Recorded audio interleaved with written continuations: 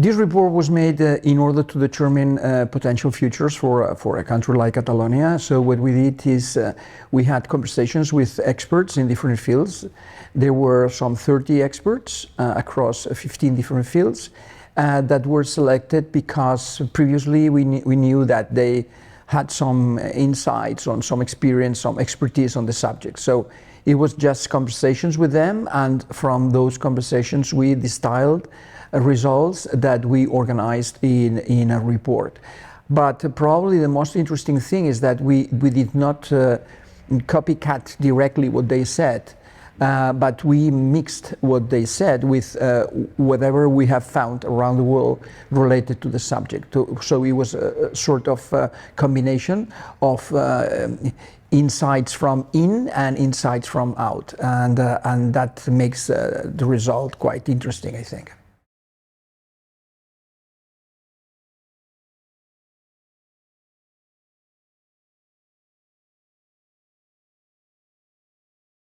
As you said, the report was organized in 3 main blocks. It was resources, how with these resources we generate value, and how this value has an impact on society.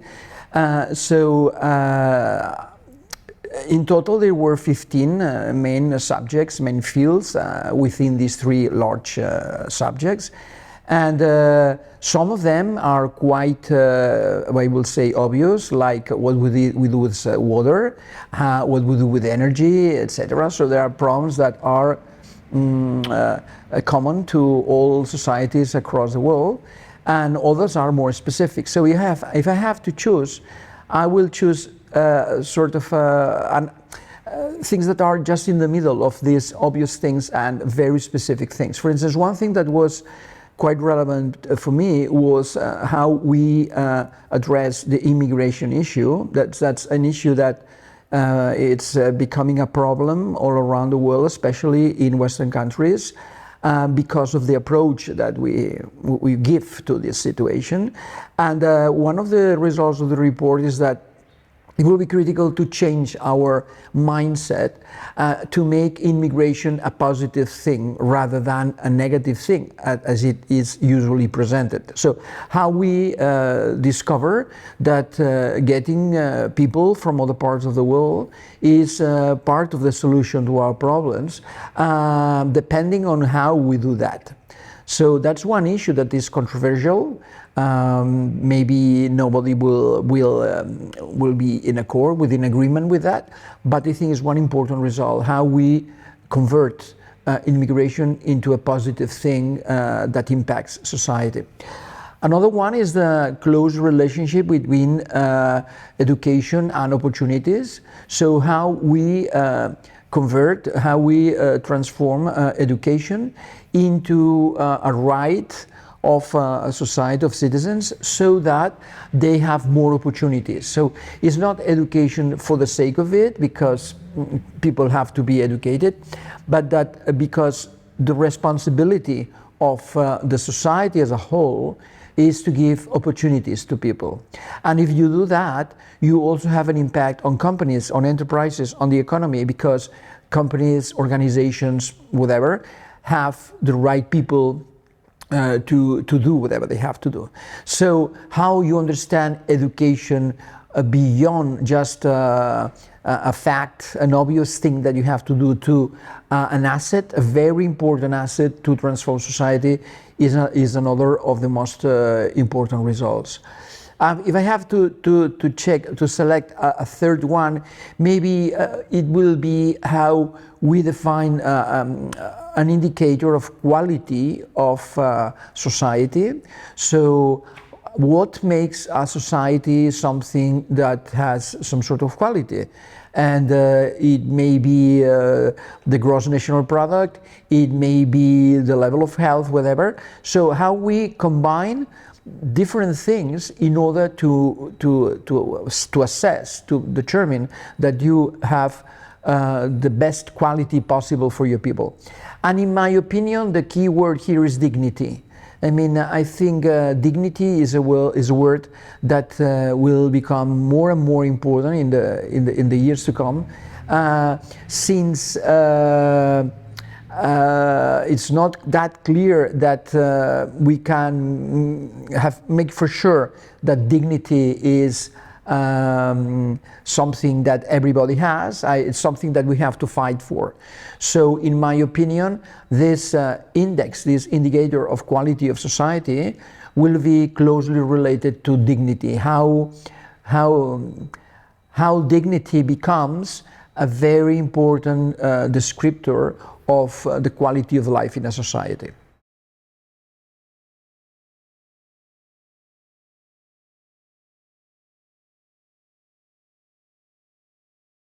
I think so far we know that any attempt at solving problems that is no systematic or systemic, more exactly, is doomed. I mean, there is no way to address, for instance, the issue of water if you don't address the issue of cities, or you cannot address the issue of food if you don't have a clear understanding of the problems with energy. So the systemic approach, and also systematic, I mean, it's not like something that we just write on something, but we have a system to transform this idea into something. So this combination of systematic and systemic approach to me is absolutely critical. And that makes the decision process much more complicated because, I mean, in previous times, in all times, you can have experts dealing with an aspect of those problems, and so putting a lot of energy on that specific issue without any relationship with other fields. And but nowadays that's impossible because, as you said, everything is connected to everything. So in my opinion, one of the key points that is transversal to this report and any report that you could write addressing future issues of society is complexity. I mean, everything is becoming more complex in the mathematical, I will say, perspective. I mean, everything is connected to other things in much more complex ways. And so if we don't have an understanding of how those relationships affect the entire thing, so how this systemic approach is critical to actually act on a specific issue of the whole map, we will fail. So a systemic approach is the right way to do it, but we need to train our people on complexity in order to be able to follow this systemic approach, and that's not an easy thing to do.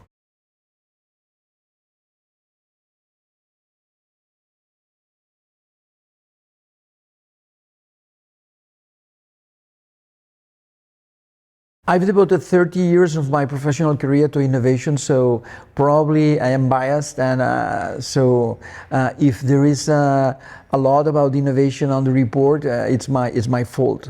But I really believe that this process of generating new value that addresses problems, generating new solutions, is the way to make a society go into a path of progress. I mean, progress, in my opinion, is related to innovation. See that I say innovation and not technology, because technology is just a part of it. But this mindset that we can solve things in new ways, we can generate value in new ways, which is innovation. Innovation is actually a matter of generating new value. This conception of innovation as generating value is the way to solve the problems of citizens and the way to create new opportunities. So in my opinion, if you want to be competitive in terms of generating something that actually helps societies go ahead beyond what we do now and better than other approaches from other parts of the world, you have to be absolutely focused on innovation. So I would say it's not innovation in what in this field is called the innovation theater, which is just make believe that you do innovation. It's rather being compulsory and being absolutely concerned about how any person in society can generate a better perspective, a better solution to the problems that we have.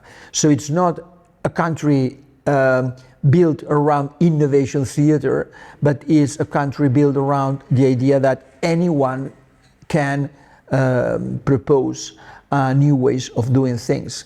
So I think the report highlights the idea that enterprises, public organizations, any human organization that is organized around the idea of innovation slash value generation has much more possibilities to get into progress than societies that are stuck in previous understandings, previous concerns about the way of doing things. So being innovative, in my opinion, is energy for a very complex future that is, as I said before, that we cannot solve with the tools of today. So if there's something quite clear in any approach to planning for the future, is that the past tools are no longer valid, but the present tools are no longer valid. So we have to innovate, to invent new ways to solve problems in order to get ready, to be prepared for that future that will be, as I said before, absolutely much more complex.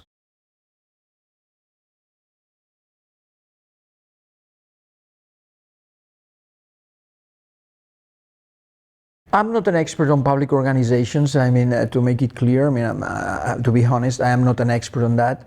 So what I will say is much more based on my opinion than my knowledge, right?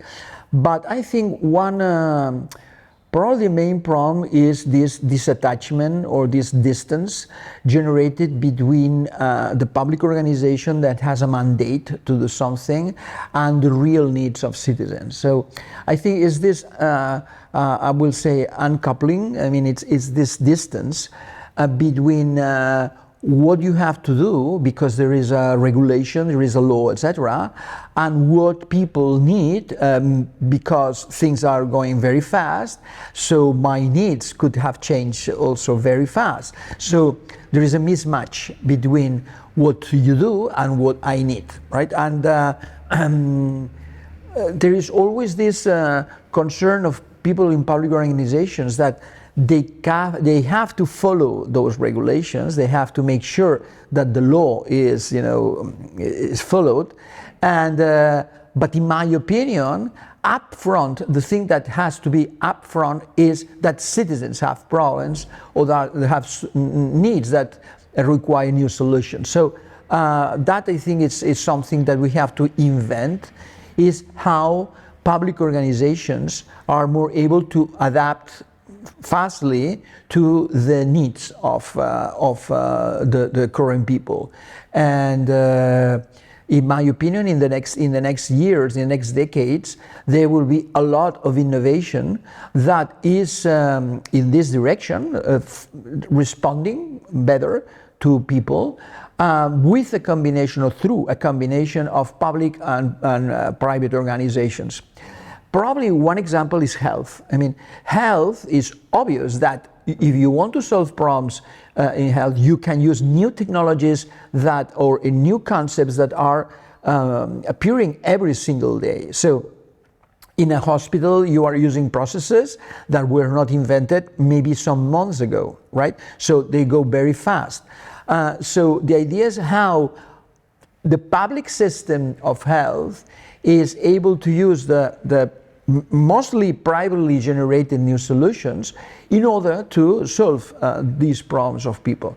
So this combination of the energy of private organizations that follow more competitive rules and have to be responding faster to the environment, the combination of this and the responsibility of public organizations for equal rights, fulfilling the needs of citizens, irrespective of where these citizens come from, etc. So this combination of competitiveness and responsibility, in my opinion, will be very critical in the next years, and that's why public-private relationships will be the norm of the day in the next years.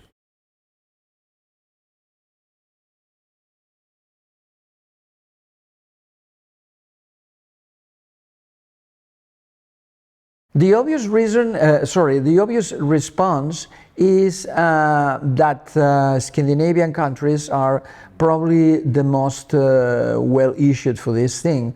If you follow whatever they publish, because I mean, it's really amazing to see how they produce reports, etc. And probably more important than that, how they keep track of all the future-related studies that are produced in the world. So, I mean, they have a map of whoever is doing something related to future thinking, right? So Scandinavians, I think, are the most organized societies in terms of future, at least from the official point of view. I don't know whether the Scandinavian citizens are aligned with this or not, but governments are. But on top of that, I will say, and this could be a very controversial response, the one that I'm giving you, is probably the most prepared country for future is China. And because it's exactly what they've been done for the last decades, is having a vector for the future, having exactly what they want, and organizing resources in order to do that. I'm not saying that the political way to do it is the best way. I'm not saying that at all.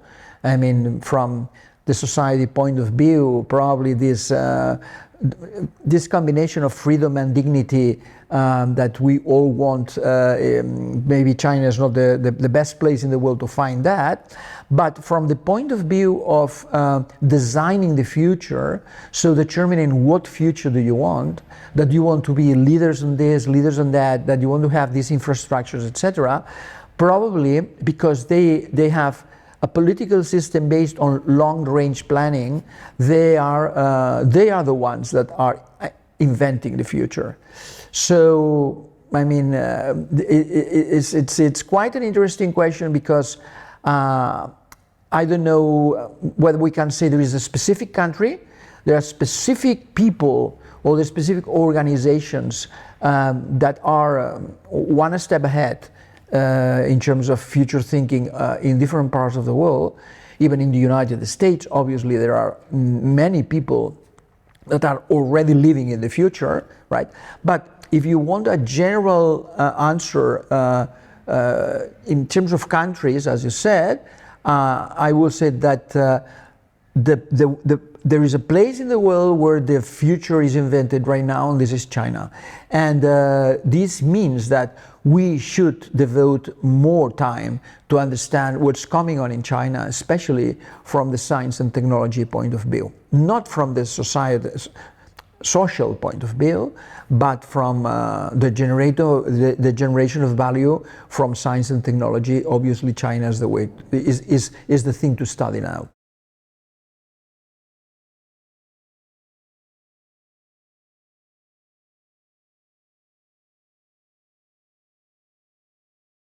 I don't know whether I have an answer for that, because, as I said, I'm not an expert on public organizations, but one thing that will be very relevant is how you choose the people that has to be involved in providing these services to citizenship.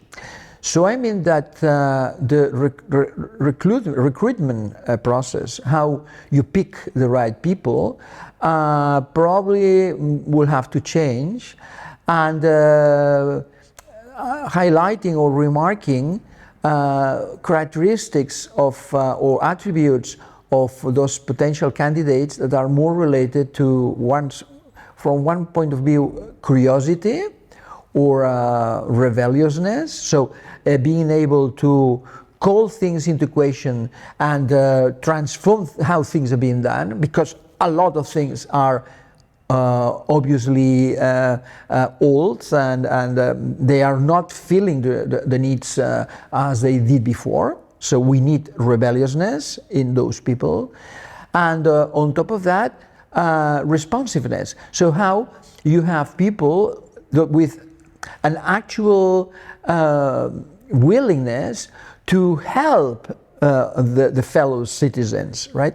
So I don't know whether I'm clear with that, but this combination of how I am rebel and I am responsive, so these two things, if I want to be responsive to the needs of citizens, I have to change things, because there are things that are not working anymore.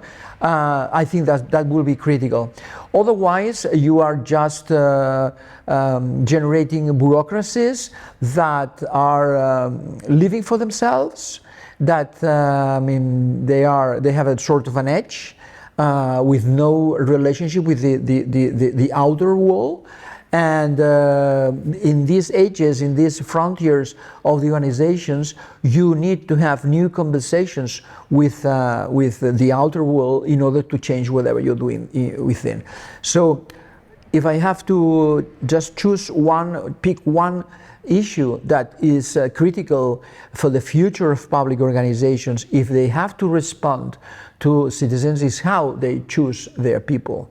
So what are the critical attributes that you're looking in those people? And as I said, this rebelliousness and responsiveness will be top in my list.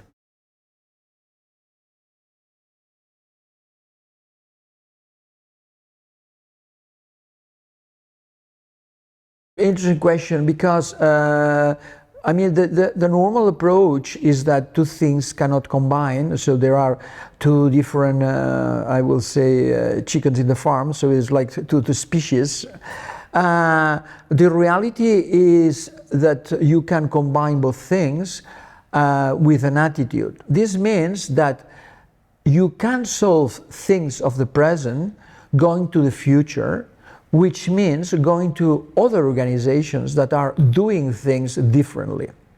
So the time that you have to devote to looking around you, I mean, looking for other examples, other practices, is critical. So a lot of organizations think of the day-to-day activities in terms of a routine that is well established that they have to follow. This is how we do things here, right? This is the model, this is the routine, right? And the reality is that those routines many times are not efficient anyway, anyhow, and you have to look for new ways of doing things. These new ways of doing things now, somebody is doing it in other parts of the world. So if you devote time to explore other ways to do things, I bet that you will find potential changes that actually come from the future, come from your future, but from the present of other organizations. So I think the way to combine the short term and the long term is explore. Is how you explore other things. Let me give you a very simple example. I mean, technology, I mean, if artificial intelligence is an example. I mean, imagine that I have to do one routine right now, and that requires a lot of time, that is done in a very specific way, etc. So, I mean, that's the way we do things, right? This way. Other people in other parts of the world are already, using artificial intelligence to solve that specific issue. So, and they have a practice, and they have learning how to do it, and they can generate results. So, probably the way that you can change your short term is going there and pick this experience and bringing it to your short term, right? This is exactly an example of what I'm saying, is that there is new things, new technologies, new processes, whatever, that somebody's doing. But this exploration of best practices that are not cosmetic, but are critical, that are relevant, I don't think they are well done, and they tend to be irrelevant to the transformation of the daily activities. What I'm saying is that we should take exploring in a more serious way, because probably being efficient is a consequence of changing things, not for the sake of it, but because others are demonstrating that with changes in technology, processes, etc., you can be much more efficient. So the future already exists, is somewhere, somebody's doing it. We should bring it to the present with an exploration mindset.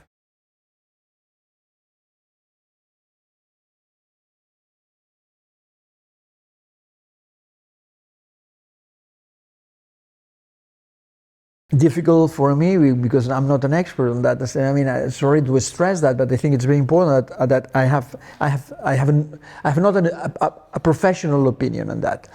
But from the experiences that I know, from the people that I know, I think that there is a component of the decision-making process in politics/public organizations right now, which is fear. I mean, people are afraid of making decisions because of the parties that are in the opposition that can generate problems in the parliament, or because the press is absolutely ideologically biased, and so you have to make sure that whatever you do is not generating, a wave of critical thinking from the media. So my opinion is that we are in a locking situation where you need to do new things in different ways that have to be, and to do that you have to be rebel, you have to be audacious, so you have to be pushy in a way, and but you risk a lot personally and organizationally if you do that. So we know that we have to make bold decisions that are not will be well received by everybody, and this very fact prevents you from making those decisions.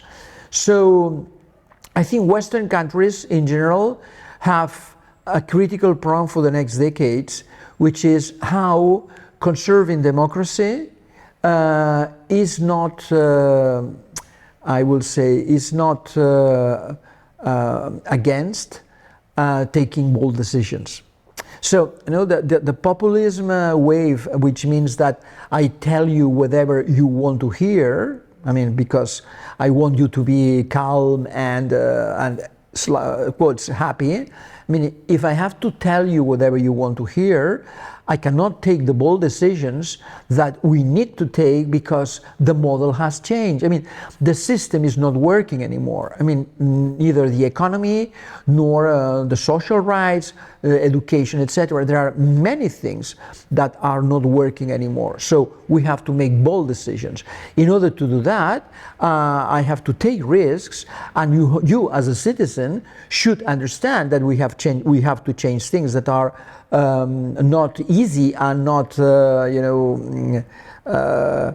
simple. As I said before, it's decisions based on complexity.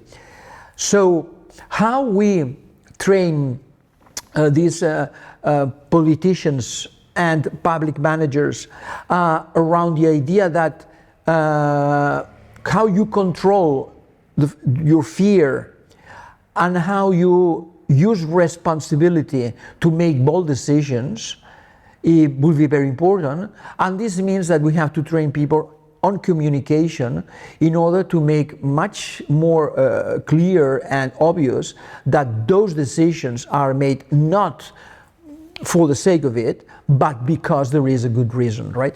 So this storytelling but not from a theater perspective, but from solving issues, right? I tell you why we have to do things. There's something that I learned many years ago from experts on innovation, actually William Bridges, that says that we always say that people are afraid of changes, right? And he says that this is not correct. He says that people is afraid of losing in a change. So storytelling in politics and in public administration should be oriented towards explaining people that those changes are for the better. So that I'm not taking those changes just because I just, had a brilliant idea today and I do that, but because there are reasons that explain why this decision is necessary. So we have a tough path to follow in the future in order to make democracy survive while telling people the bold decisions, difficult and tough, that we have to take in the next years. So this will require brave people that have this responsibility to actually do things because they love their countries and they love their citizen fellows.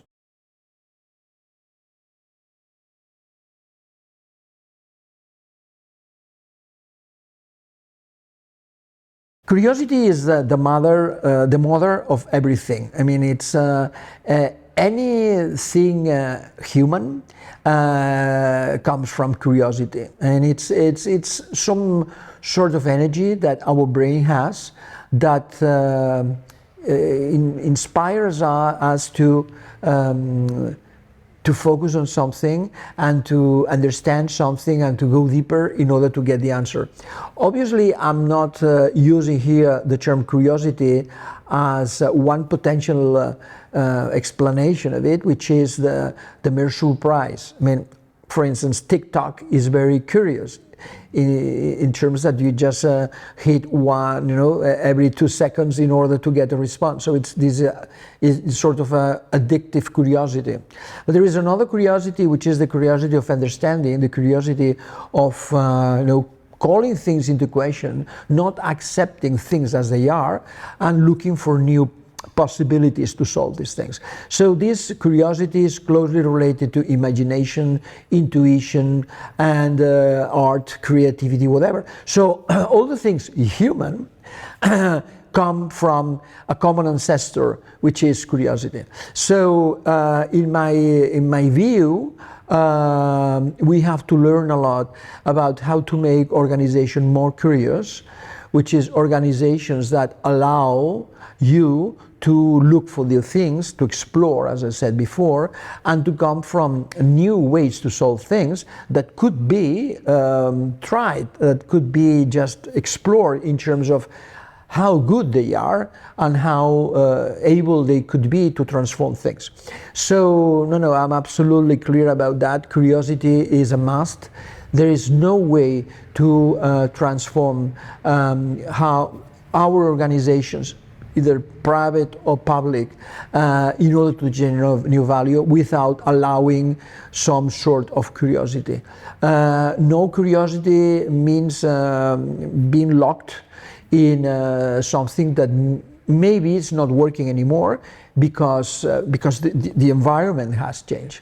Curiosity is the way to have a conversation with the future.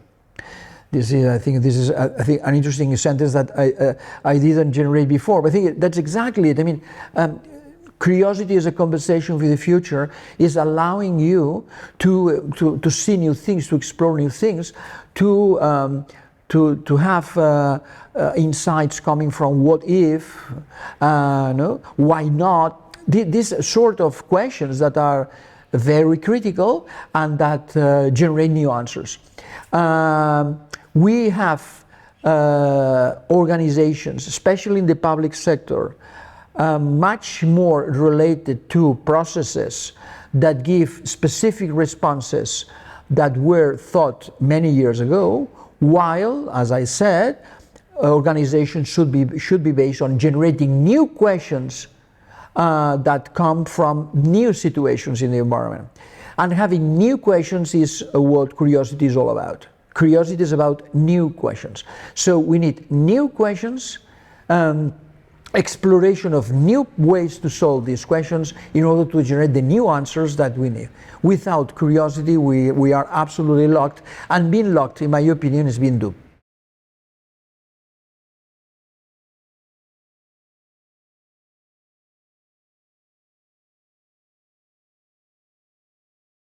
Probably one of the easier things to do in terms of future thinking is exploring what others are doing. I mean, it's, as I said, it's a paradox that we have hundreds of reports that are being produced around the world in terms of future thinking.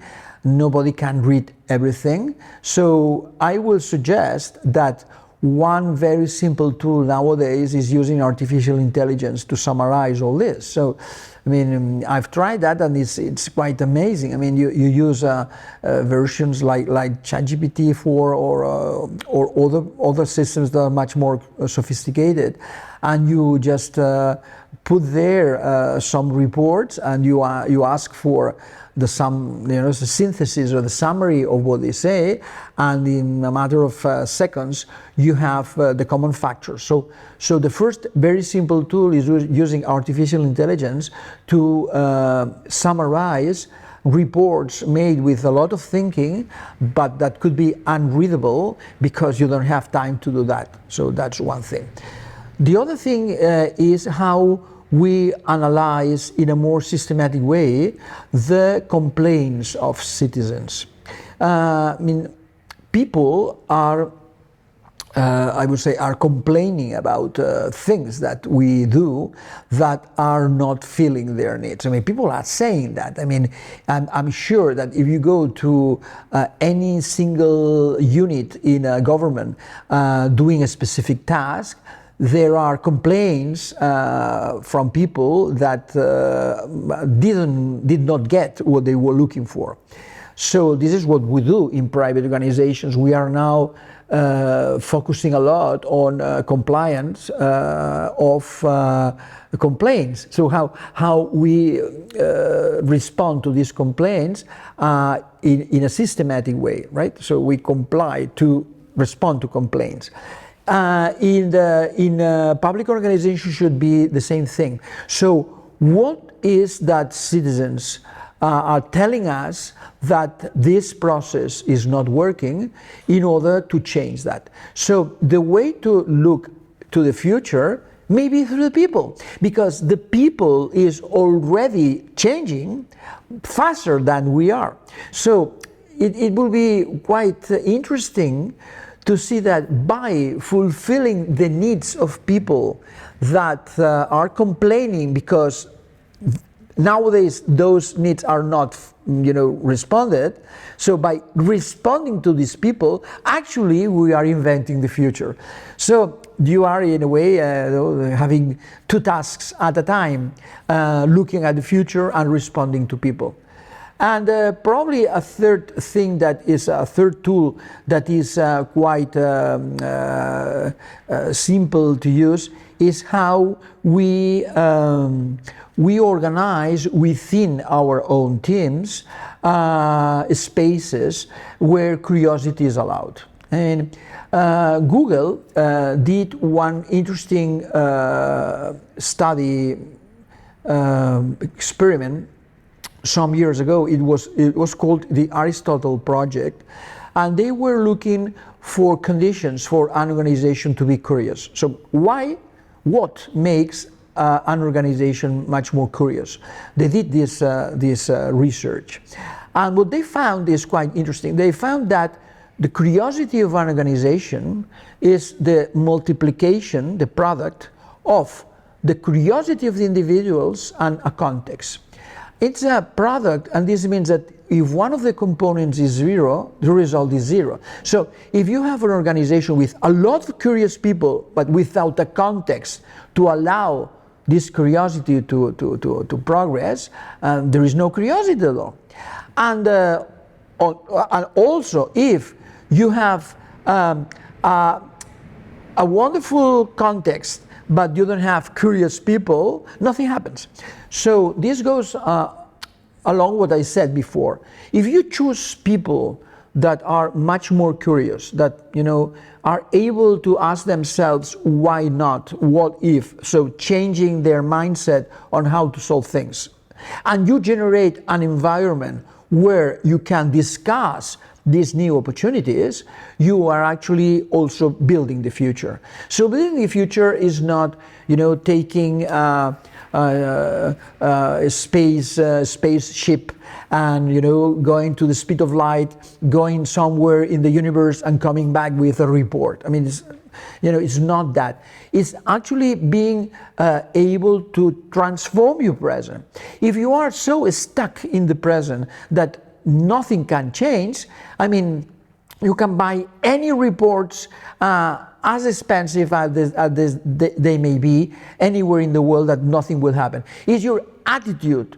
I mean, your attitude to, I have to change how I do things because citizens need new things, and I dare to propose new things. I have a context in the organization where new things are allowed. We have a trial process. We have to try, and we can try experiments, which in a public organization, it's like a very complex thing, but we have to do that, try experiments to do new things, because that's the way to invent the future. You cannot buy the future, you can't define the future. And in order to define the future, you have an attitude, a mindset, but more important, what you need is people that allow themselves to call things into question.